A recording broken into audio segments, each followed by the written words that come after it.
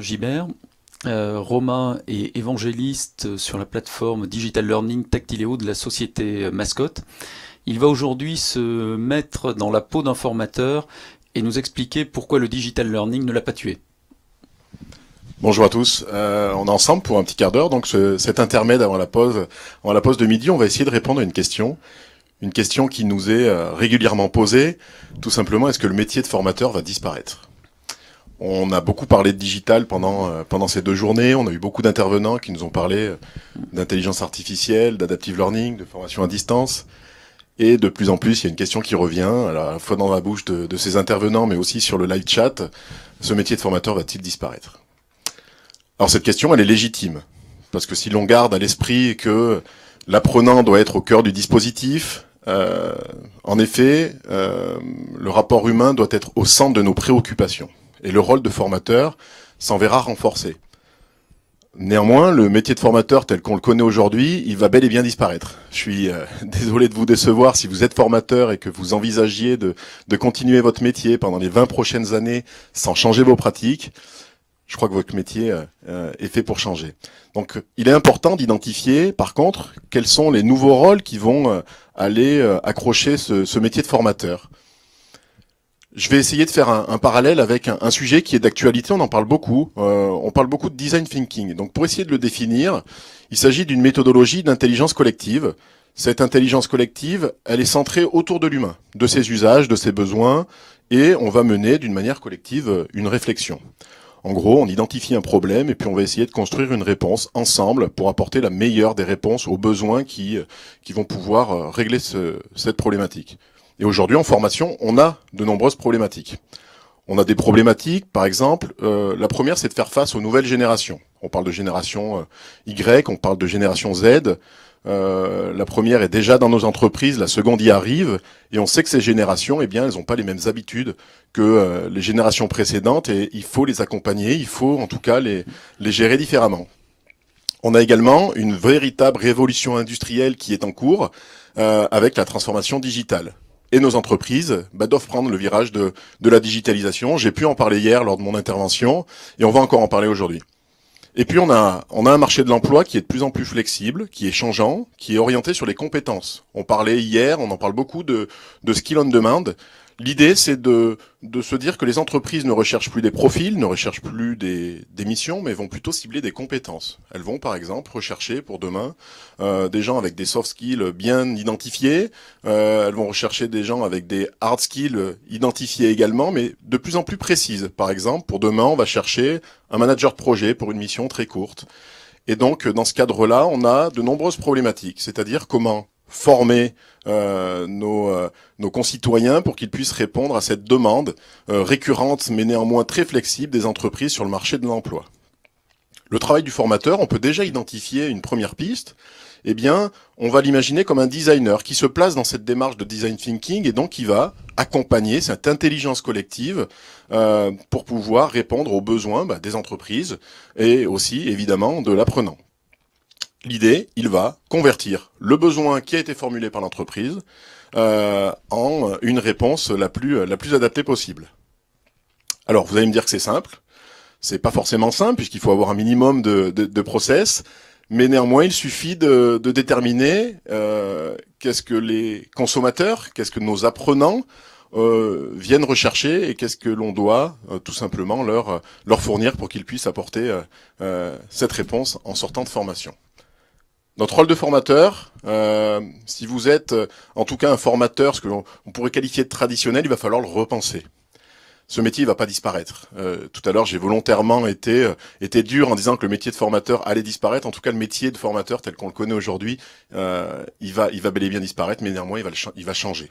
Le formateur n'est plus exclusivement associé à une formation présentielle. De plus en plus, on entend formation à distance, et donc il n'y a plus de formateur, puisqu'on va m'enlever les temps présentiels que j'avais pour habitude d'animer.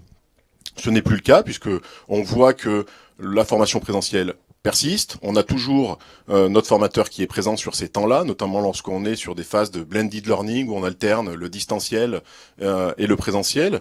Et puis même à distance, un formateur, il est utile, notamment avec un nouveau rôle qui pourrait lui être confié, celui de concepteur pédagogique. Il va créer les formations et donc ces supports de formation qu'il va diffuser à distance. Et puis, il va aussi avoir un nouveau rôle. Ce n'est plus un maître sachant, désormais, c'est aussi un animateur de savoir. Il y a une chose qu'il faut bien avoir en tête, c'est que lorsque l'apprenant arrive dans notre salle de formation, arrive dans notre salle de classe, il peut très bien s'être renseigné, par exemple, sur Internet, sur le sujet qu'il va aborder. L'information que vous allez lui donner, il aura pu la trouver auparavant. Votre rôle de formateur, ça va être de distiller ses savoirs, mais surtout de les animer, de pouvoir construire le chemin pédagogique de chaque apprenant, construire sa progression.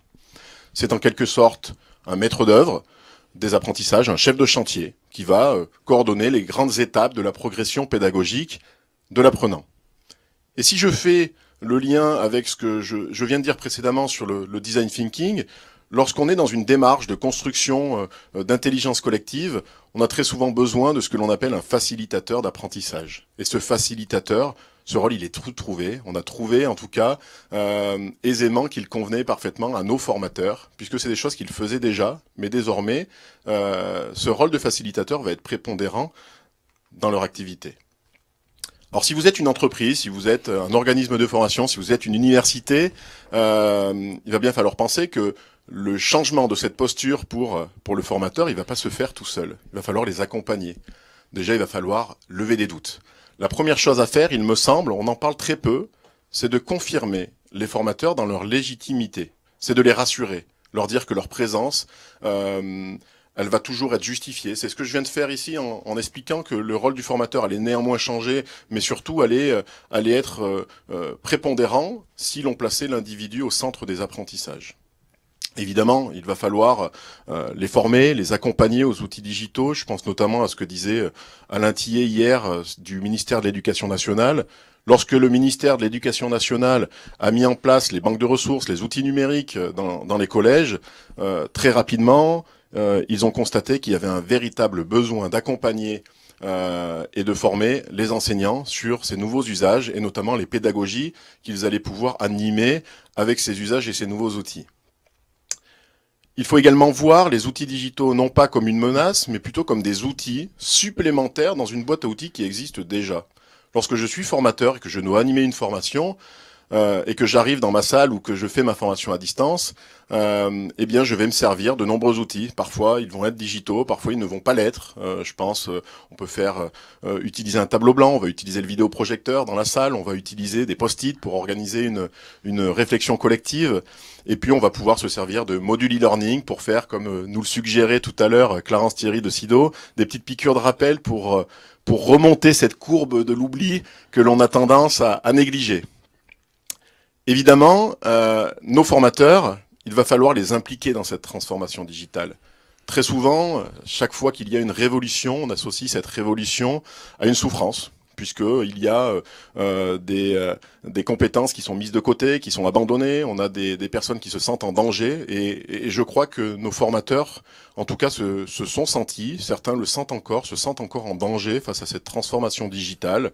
En effet, leur métier change, mais le fait de ne pas les associer est une terrible erreur. En les associant à cette transformation digitale dans votre organisation, par exemple dans le choix des outils, par exemple dans la mise en place de nouvelles pédagogies, les associer à des groupes de réflexion, je pense que c'est en tout cas un minimum requis pour pouvoir, comme je le disais plus haut, les confirmer et les rassurer dans leur position, mais surtout pour les impliquer, pour en faire des véritables vecteurs de progression de votre entreprise qui a pris le chemin de cette transformation digitale. J'ai souhaité faire cet intermède, donc autour d'une dizaine de minutes. L'idée, c'était déjà de rassurer tous nos formateurs pour leur dire que non, votre métier ne va pas disparaître, mais il est en train de changer, donc préparez-vous. Et puis surtout de dire aux entreprises, aidez vos formateurs à prendre ce virage-là, et surtout, ils peuvent être de véritables soutiens pour votre entreprise pour prendre cette transition. En tout cas, on l'a vu, on a eu Clarence Thierry, on a eu Noria Larose qui sont intervenues et qui travaillent toutes deux dans des agences de conseil en pédagogie innovante. Toutes deux accompagnent au quotidien des entreprises. Donc, faut pas hésiter à faire appel à ce genre de service pour pouvoir également leur demander de pouvoir accompagner vos formateurs à les préparer à leur métier de demain. Je vous remercie pour votre attention. Je vous rappelle que nous avons fini la deuxième demi-journée, enfin la première matinée de notre deuxième journée. Les débats reprendront cet après-midi à 14 heures. Je vais laisser la parole à Pascal, qui va nous annoncer notre programme de l'après-midi qui va être très alléchant. Et donc je vous invite à continuer à être nombreux, à être connectés et à nous suivre et à partager sur les réseaux sociaux. Alors, nous allons continuer cet après-midi à partir de 14 heures par une première table ronde. Comment le digital peut favoriser la francophonie en Afrique. Ensuite, à 15 heures, nous parlerons d'EduMix ou comment réinventer les lieux et les pratiques d'enseignement. À 15h30, Neuron et Data. Et puis nous clôturerons ces 2 jours de conférences et tables rondes à 16 heures.